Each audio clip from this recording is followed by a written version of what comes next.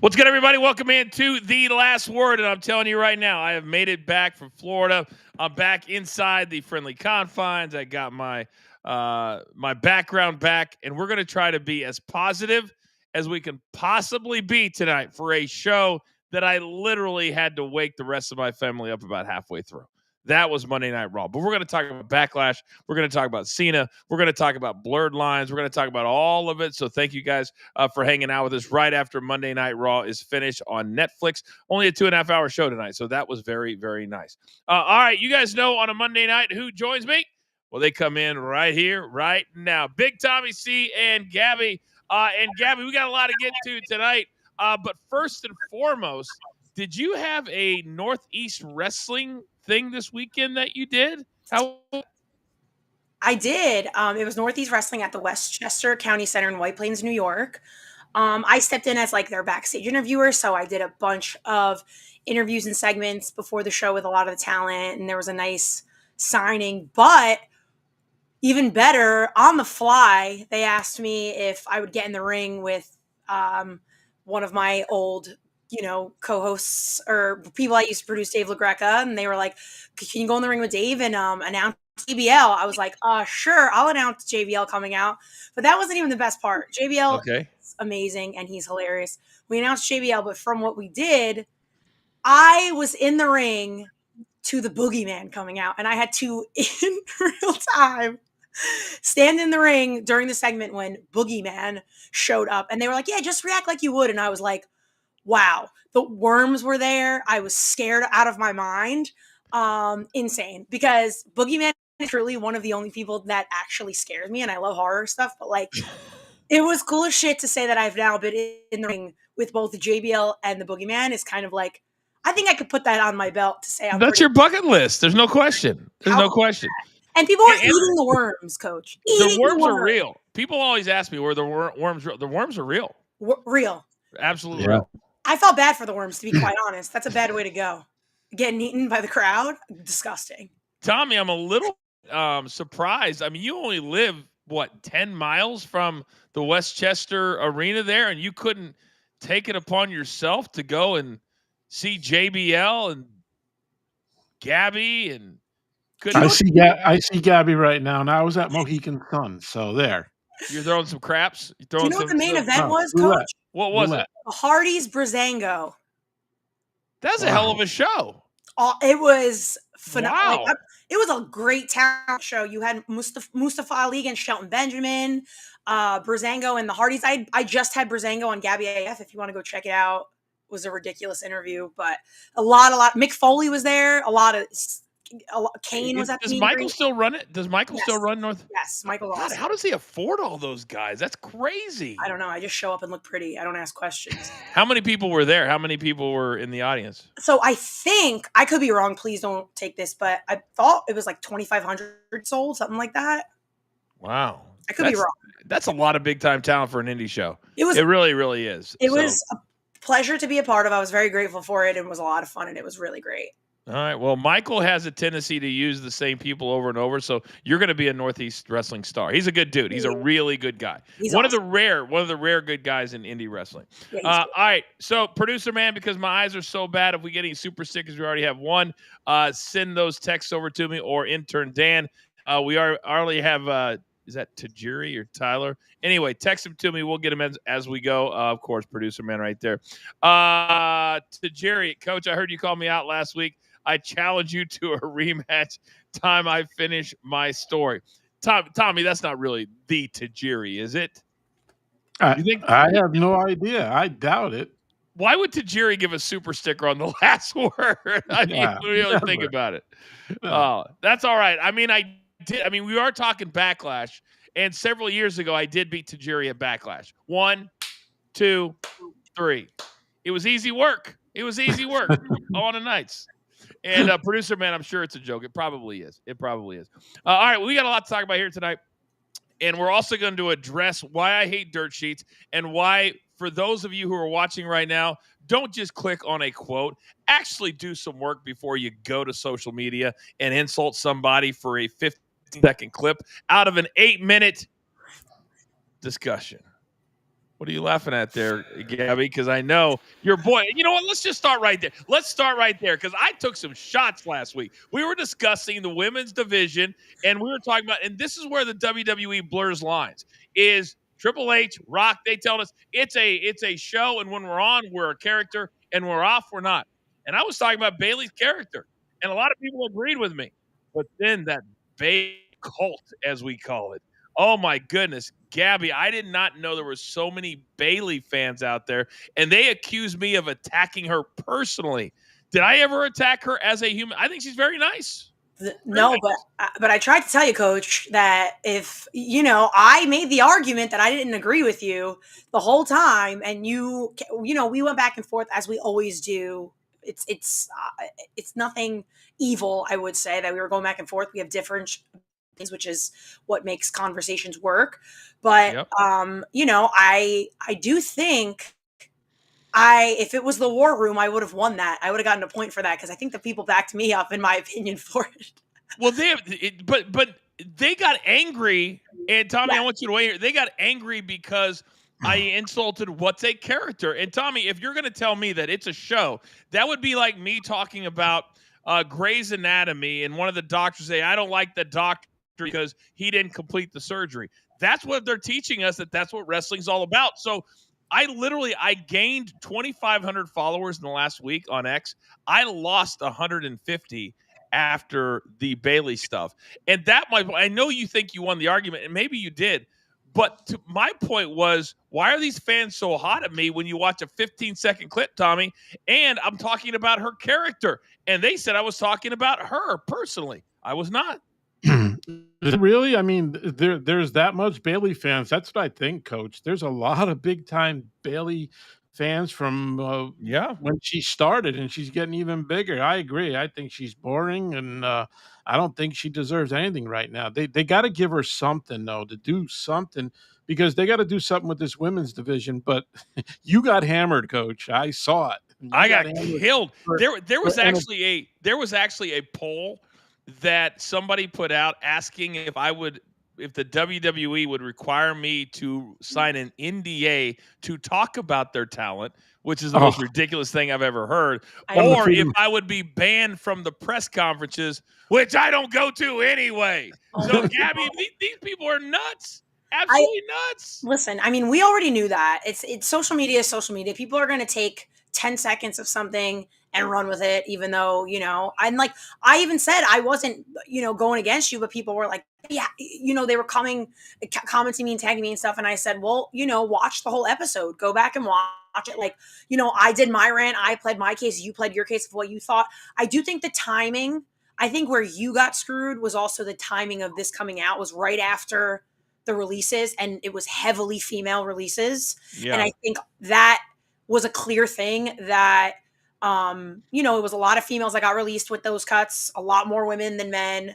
A lot of ageism kind of comments were coming out, especially with Dakota Kai, and saying, there's some of those conversations were happening. And then you coming out and saying something about, someone who's been so influential in the locker room as a female in the division and in the company, you were bound to get heat at that time. I think much worse because of that as well. Yeah, I agree with everything you just said right there. And I think when what fans need to understand is everybody has a shelf life in every sport, in any organization. There comes a time Michael Jordan, when he played for the Wizards, couldn't jump anymore. He couldn't be the Michael Jordan of 1993 anymore. And that happens, Tommy, and it is what it is. But now what Gabby just brought up was very, very interesting, because we heard Big E on the pre-show of Backlash talk about the ageism thing, that a lot of the big stars are north of 40 on the men's side, but then on the women's side. So now you're starting to see internally, not only is it Triple H and Rock fighting, but now you're starting to see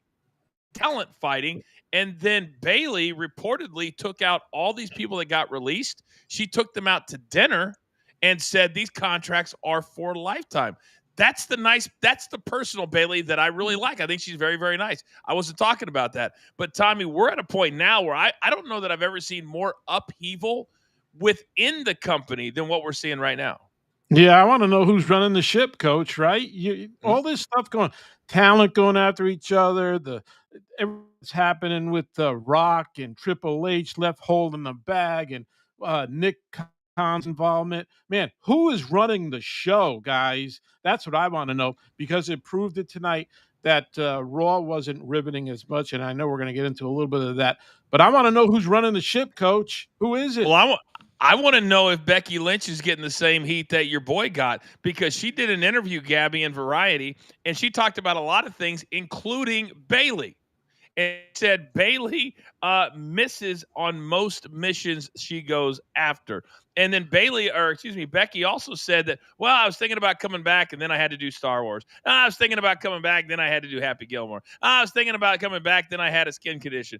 At some point, are these talent going to say this is the most important thing in their lives? Or, to Tommy's point, who is running it? Because Michael Cole said tonight, well, we know Liv Morgan is out shooting a movie, and they let her miss time at her hottest point in her career. So it begs the question, Gabby.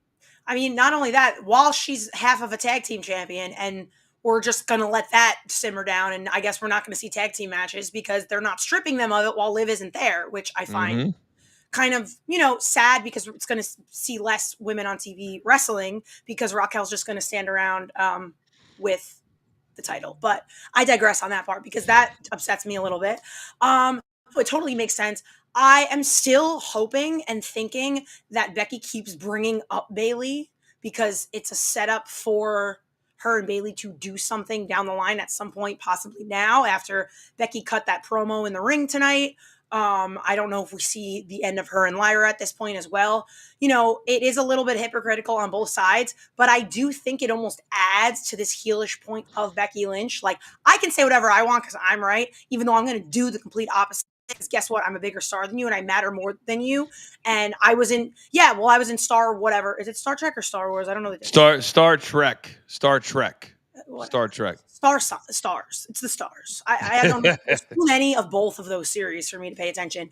But I'm more excited about the Happy Gilmore thing because it's, Adam Sandler. Yeah, me too. But if they're big enough to do movies, of course that's an excuse. You know what I mean? Of course. But if it's Bayley who's not at that level yet, then I can say whatever I want about her because I am who I am and she is where she is. So it's kind of like, I get why they do it, but you are right on some of the points you have as well. I think we're at such a weird point too, guys, because I'm a little surprised that Becky, in coming back, the crowd has instantly made her a heel. And that's so sometimes there are characters that are so big, it doesn't matter what the crowd does. They're going to be a babyface no matter what. And then you got Dom, who's the ultimate heel. And now all of a sudden you can feel the shift to being a babyface. And I think he's going to be a monster babyface.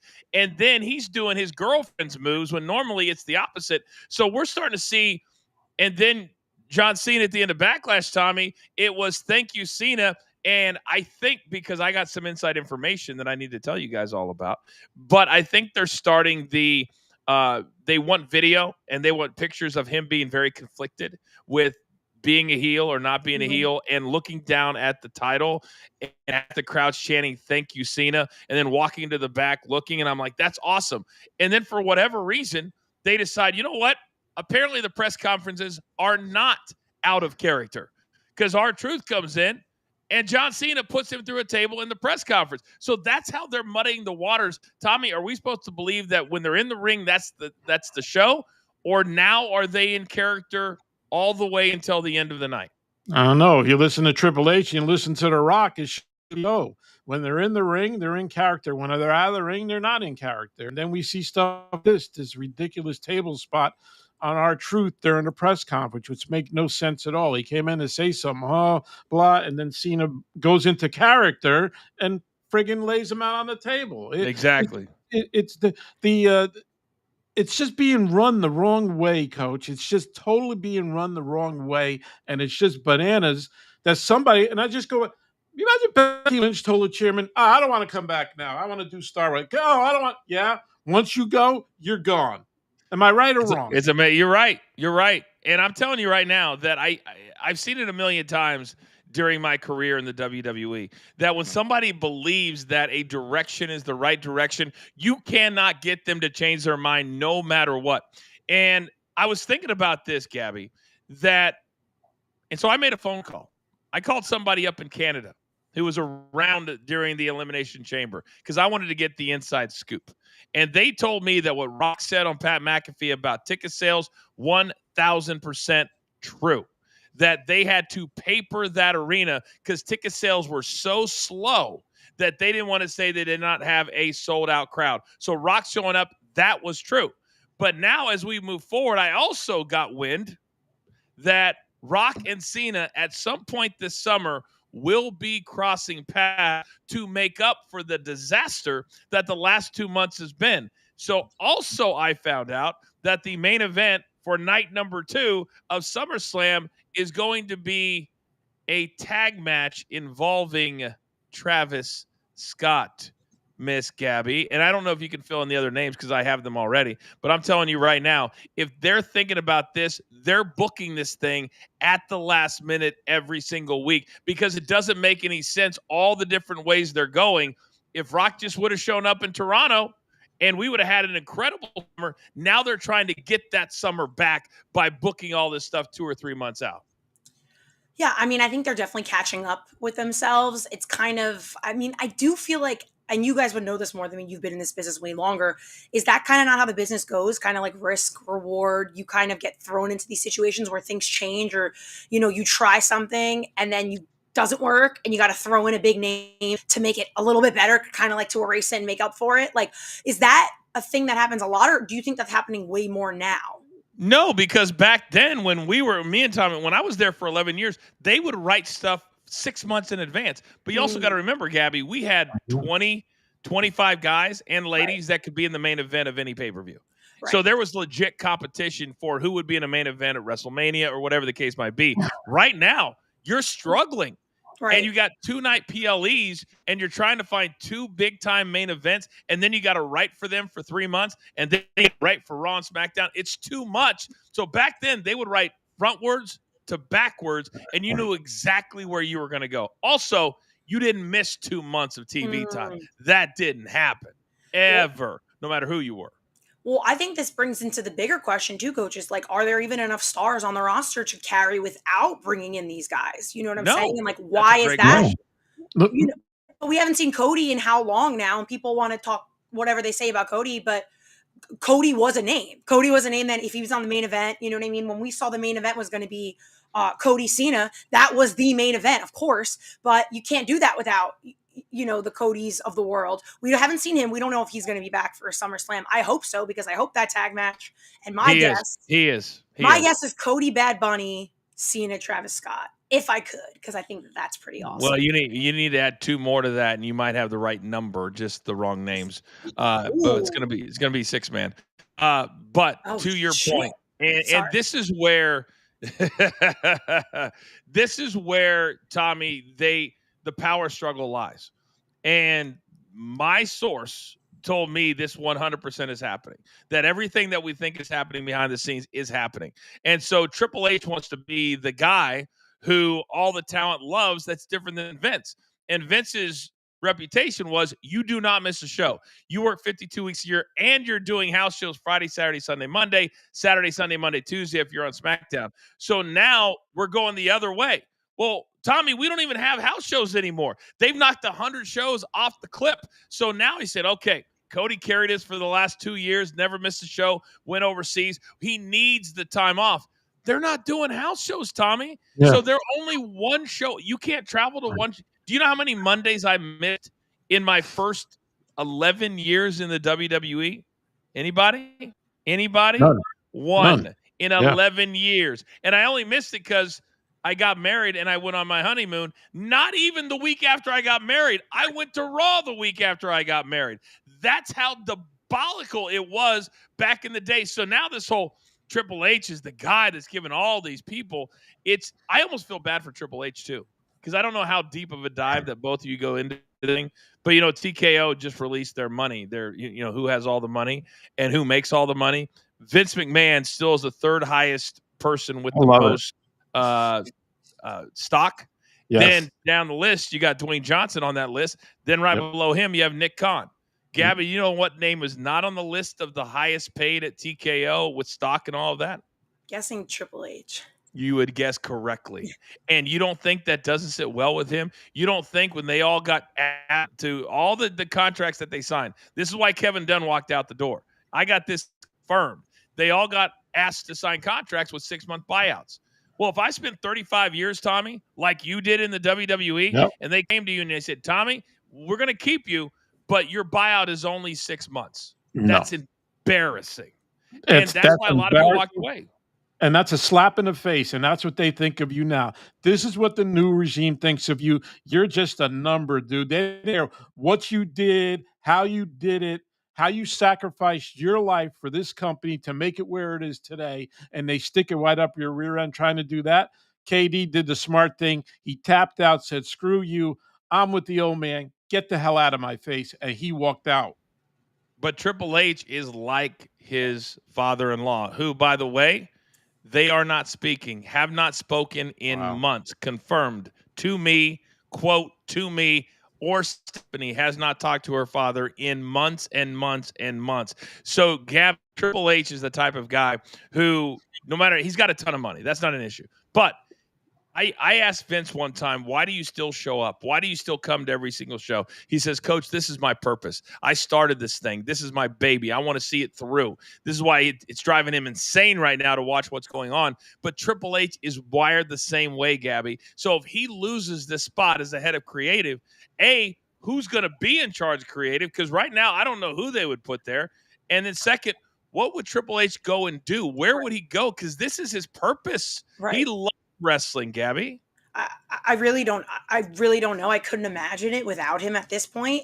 You guys have to understand, for me too, and like my fandom, he's like half of the years that I was watching was him being in charge, which is crazy. So like if that changed for me, I'd be like, I might not even know really the person who they put in charge, because I would be like, who are they? I'm going to have to relearn and rewire my brain to get used to them, which is why I'm a little bit more unique in this situation, because to me, Triple H is like the guy.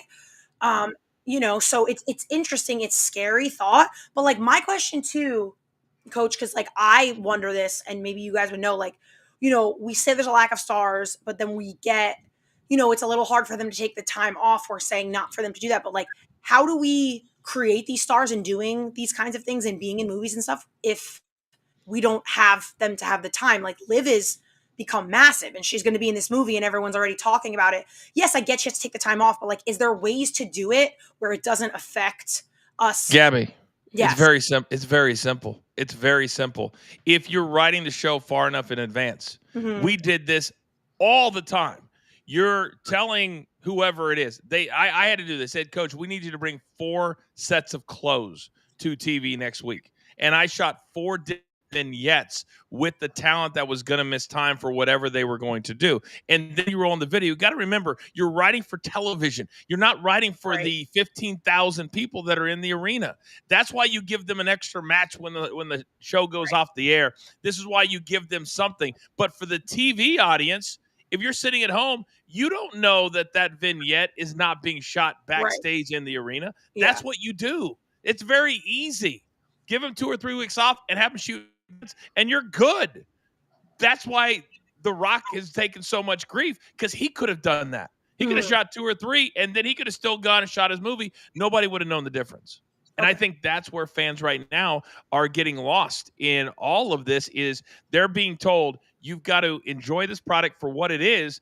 And let's be honest, Tommy, 2 nights at SummerSlam after the 2 nights at WrestleMania, there just isn't enough stars to make me want to spend the kind of money they're asking me to spend to watch 2 nights of that. There's not enough.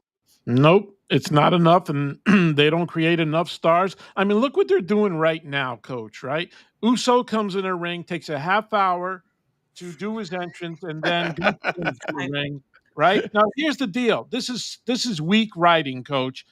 Okay, Gunther comes in the ring. He's facing Logan Paul at main event. Whoever wins that match, guess who's facing Gunther? The champion. Now we're back to Gunther and Jey Uso again. And they're doing the same thing over in the women's and SmackDown. Didn't Nia Jax just win for the number 1 contender for the women, who just wrestled Tiffany? Like, there's no writing, Coach. Like, what happened to Chelsea Green? What happened to other stars that they have there right now? Backstage Heat. Backstage Heat. It's a real thing. And when she openly questioned, I mean, it's complete bullshit. It absolutely. Chelsea Green is the most entertaining person on the roster, man or woman, and she's been on the bench since WrestleMania. It's embarrassing. It really is. We do have a super sticker, and I want to come over to you, Gabby, on this one from Tyler B. He says, in regards to Dakota Kai, I don't think it is an age thing. She was there for 10 years, and they've never had anything significant for her. But she was very outspoken when she got released, Gabby, about a lot of different things. So it's brought up all of these topics. I was a little bit surprised that they even talked about it on the pre-show with Big E. Were you? I was surprised because they don't normally do that. So it was very interesting that, and I wondered too if he even like really was supposed to be able to talk about that and kind of get into it, which he did. I wonder if that was like really allowed or not. But Dakota's one of those that the fans love and have always, always loved. And I think she's been bit by the injury bug a lot, unfortunately. One of those kinds of things where every time she has a match, it's a good match. Everyone loves to see it happen. She gets a little bit close to something. It doesn't work out. She gets a new faction. When she was released a few years ago, big pop when she came back. Everyone was super happy to see her. She's very beloved. And I just think her thing, like, I don't know about this ageism thing. Like, what do I know? I'm not really sure. But I think injuries had a set for it, and I think creative had a set for it. I don't think she ever got to a point where she was that star, the massive person, and I think they didn't really have anything for her. I really just don't. And you could be loved online and by all these people, and they don't really care because there's a lot of people that are, and guess what? They're gone. You know, people loved Cora Jade. She's not there anymore either. Like like I think they want to blame it on one thing because it makes it easier, but sometimes it's just bad and it just sucks and people are gone. And that's the thing, and that's what they won't admit. And I think that's what's really cool about our show, or Coach and Bro show. We kind of dig deeper than what the fans see. And right now, TKO has pitched their tent, Tommy, on we are making more money than ever. We had and this is the person I talked to about the Toronto. What did they say? Highest grossing event, not highest attended event, highest grossing. What do we see from WrestleMania? Highest grossing. Well, when you charge $15,000 for first, yeah, you're going to have a high gross, but eventually when the seats are empty because these people can go, and then you don't have enough talent to sell the tickets for, because Tommy, remember when house shows were selling out every single night, you could give Rock the weekend off, you still had Stone Cold. Give Stone Cold a rare weekend off, you still had Triple H, Undertaker. So you had all of these stars. Now, I don't know what they need to admit to themselves or hear people like us, but at some point they need to understand that all these old dudes that are main eventing, I need to start looking at LFG and all these young shows and say, where's my 21-year-old cat? Where's my 23-year-old cat that I can put this company behind? Because right now, I can't put my company behind CM Punk, who's got what, maybe 3-5 main event years left. I don't know how many, Tommy. I totally agree, Coach. And it's proven what they've done in the past couple of months. This is how weak they got all these guys at NXT, Trick Williams, Star, the Italian guy. They got a couple other guys there. What they do, they bring back Rusev and what's his name? Alistair Black. Alistair Black. Yeah, well, whatever his name is. And you know why? Because it's easy to recreate what you already have instead of creating something new. That's why Rusev is back. That's why the other guy is back. And it makes no sense. Guys who've been here before, now they're back. And by the way, nobody really cares about either one of them right now. But Tommy, two things. Talent does not grow on trees. And you can't just flip a switch and have a guy that's over. The other thing, and Gabby, I'll come back to you. You mentioned it about Pops. They are bringing back these talent. Alexa Bliss in a tag team let's just throw her back in. She was supposed to be at WrestleMania. They took her off everything, took her face off of everything. And we thought, she's kind of burned her bridges. And they bring her back, just kind of throwing her in. Alistair Black, same thing, throwing her in. Give his wife a bone and give her Chelsea Greens. And then to me, if you're going to bring these guys back and you're bringing Rusev back, then make him a stone cold killer. Almost pretend like he's never been here before and sell the audience on something new. But when you don't do that and you bring them back as if they just had been on hiatus at another company, well, the crowd's not going to care at all. And that's what they've done with several of these talents. I actually like what they've done with Rusev so far. I'm waiting it out, but I'm actually a fan of it. I think they're doing it well, and I think he's kind of come back as a monster. Huge pop. I liked what they did last week, and so I think that's going in the right direction. We'll have to wait and see about Aleister Black. So and like you said, one thing I really agree with is you saying like being over doesn't grow on trees. You can't just sometimes someone like that who possibly and like they were under a different regime when they were there and got released. So maybe, the new person in charge or these people are like, we saw them doing something different. Let me show you how it works when he's utilized correctly. And I like that, especially for the talent, because they, I know you don't I think they deserve to get a chance in a different kind of booking if they are that kind of person. So I think they're doing it right with some of them, right? Braun Breaker is someone I think they're doing it right with to make him a star, because I think he is on his way. Logan Paul was a star before he became a wrestler. So no question. You know what I mean? We love him and they make the joke he's a YouTuber. But, I think they're taking steps in the right direction. Talent. Julia and Roxanne finally, they're making them a main event on Raw. Did they lose? Yes, but they're up against Rhea and the champion. So who cares that they're now on the main roster? Because now you know who they are. Is the pop there right now? No, it's not huge, but can it get there? Yes. That's what they had to keep doing, because the Becky Lynches of the world, the Charlottes of the world, especially in the women's division, Coach, they are just not loved as much as they were at the time. And it's not Charlotte is that speech on SmackDown. If you want me to go, I'll go. And they were like, go, get out. And to me, it's throwing them off. It's throwing them off. I'm like, Charlotte's one of the greatest women in the ring ever to ever do it. She's going to go down as one of the best ever. And you're saying, we don't want you here, leave? Are you out of your mind with what's going on? That's what you're going to cry about? Like, it blows my mind, because you have some talent that were hurt and you miss them when they're gone. And then when they're back, you're angry about it. So it's a double-edged sword all the time.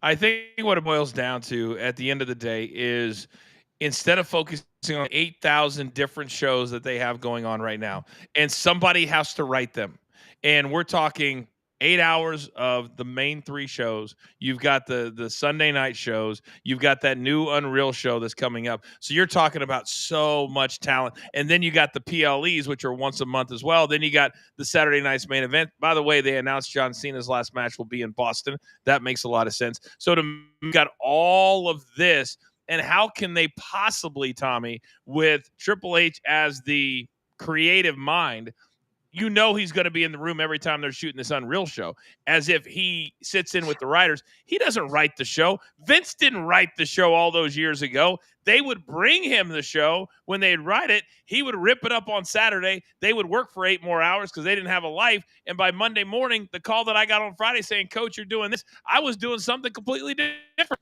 So you think Triple H is sitting there for 8 hours on a Saturday writing the show? Hell no.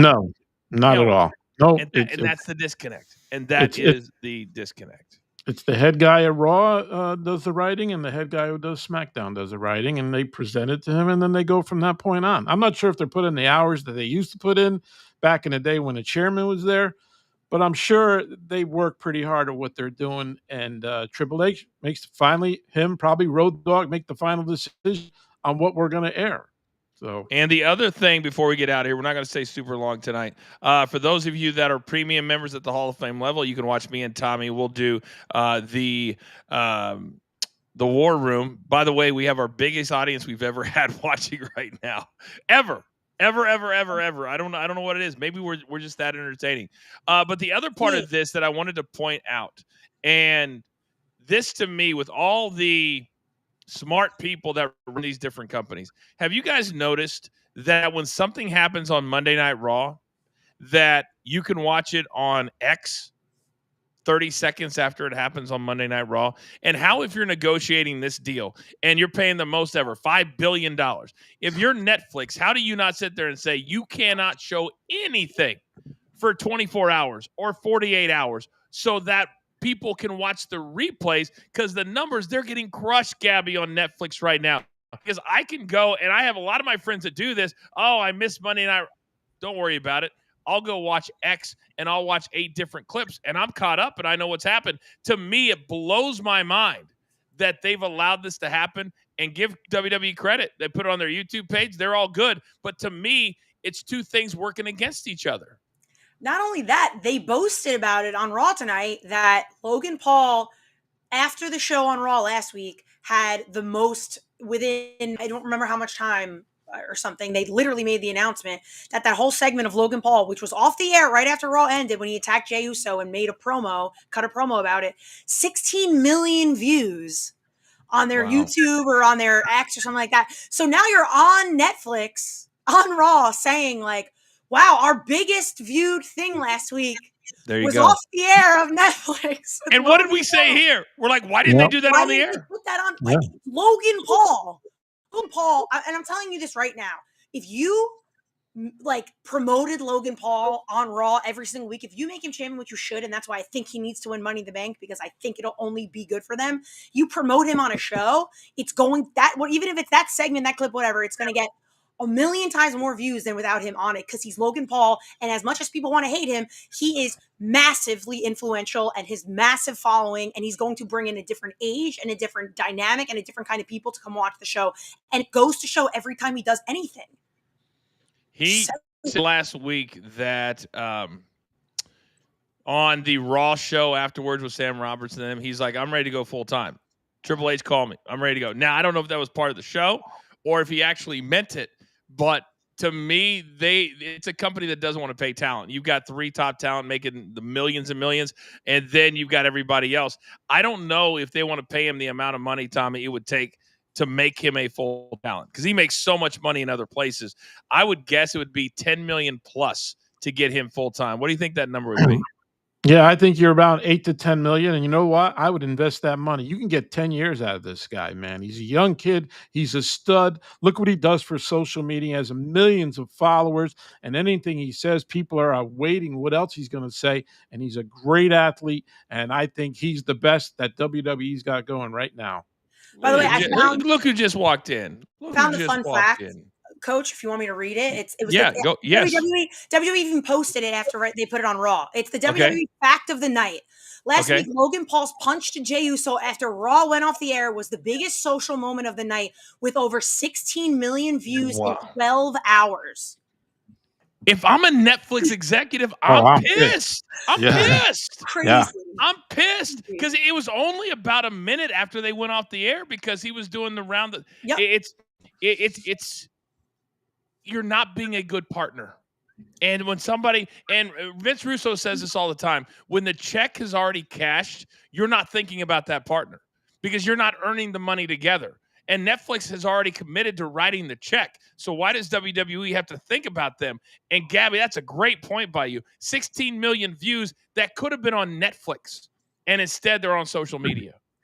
Well, they get paid for that, right? Oh, you get paid by the view. So they're screwing Netflix. On YouTube, you get paid by the view. Buddy knows that. Buddy, you know that? Yeah, of course you know that, buddy. They're screwing Netflix big time. Yeah, you know what I'm saying, buddy? You feel me? Yeah, Buddy knows. He knows. Hi, Buddy. This is my guy right here. I love this. Is my guy. Yeah, we bought him when I was at ESPN. He's been around for 10 years. The greatest behaved dog, literally. He'll never bark. He'll sit here all night just like this, won't even faze him. He's the greatest behaved dog of all time. Huh, Buddy? Cutest boy. He is. Huh, Buddy? You want to get down? You want to say hi? Okay. Hi, Buddy. Yeah. Oh, he's the greatest. He's the greatest. He looked at me. He did. All right, let's give our last take, so we'll get the hell out of here. We do have one more super sticker we got to read from Tyler. By the way, Tyler, you win the award for the most super stickers in one day. You win that coaching company. Yeah. You win that coaching, bro. You win that last match or last word winner tonight, whatever that is. All right, these new talents aren't getting a reaction because they're not introduced properly. Did you hear the crickets during the Ageism and Street Profits? Gabby, you want to take that one? I mean, there's always time to rebuild, I guess. You know what I'm saying? People are going to be over when they're over and not when they're not. It is, I don't know if they're not being introduced properly, but when they're brought up from NXT or wherever they're coming from, of course they're not going to get huge pops right away. But that's where I need selling, especially for someone like me. I don't sit and watch wrestling to technically see who's the best wrestler. I sit and I'm emotionally invested in who I'm emotionally invested with. Yes. So you need to make me emotionally invested in these people if you're bringing them up, because if you don't watch NXT, which a lot of people that watch Raw do not, you're not going to know who these people are when they come up. So if there's no story, there's no investment. and you don't care. If you don't care, there's no reaction. No doubt. And by the way, Joe Henry, everybody's like, oh, he's 37 years old. What are we waiting for? What are we waiting for? This guy's over like Rover. We're treating him like he's a smaller attraction. TNA World Champion taking on Trick from NXT. Joe Henry should be on the main roster. Period. End of story. He's got a following. They sing his song, the whole deal. And he's 37. He's not 27. What are we doing? All right, we got to wrap things up. Final takes as we head into what's going to be a busy summer, a busy Saturday night's main event, and understand, I said it here first, multiple tag matches. Rock and Cena will cross paths at some point. I've heard it's going to be a match. I don't want to go that far, but it will be something major later on this summer. So final takes for tonight. Gabby, let's start with you.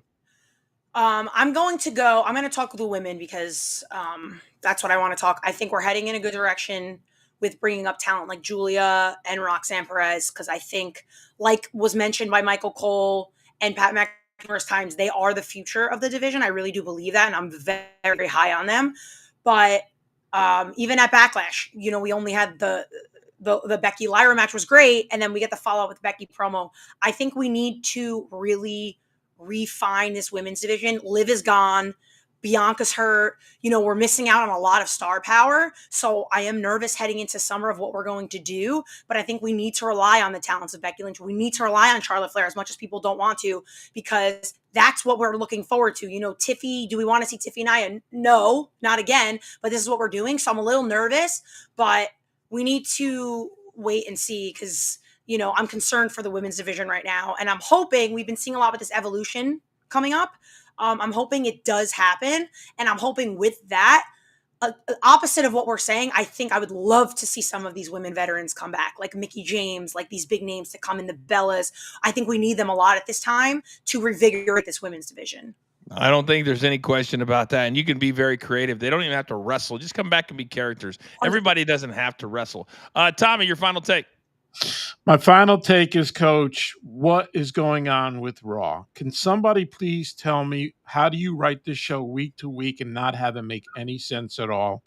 We have Jey Uso, our champ. And by the way, I'm wondering if they're thinking they made the right move with Jey of being the champ right now. I'm not too sure about it. Bringing Gunther back in the again. So it's making me conflicted a little bit of what are they thinking of Jey.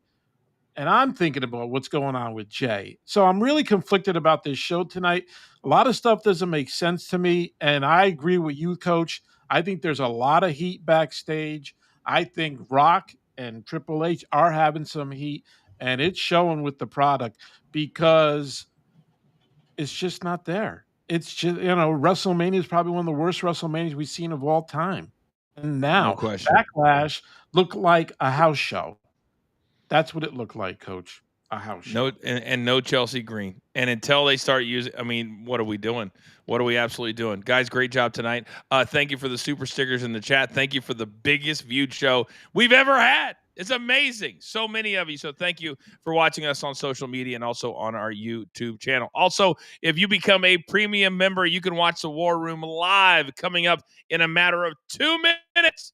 Me and Tommy will be live with the War Room. If you're not a premium member, you can catch that later in the week if you're the lower tier.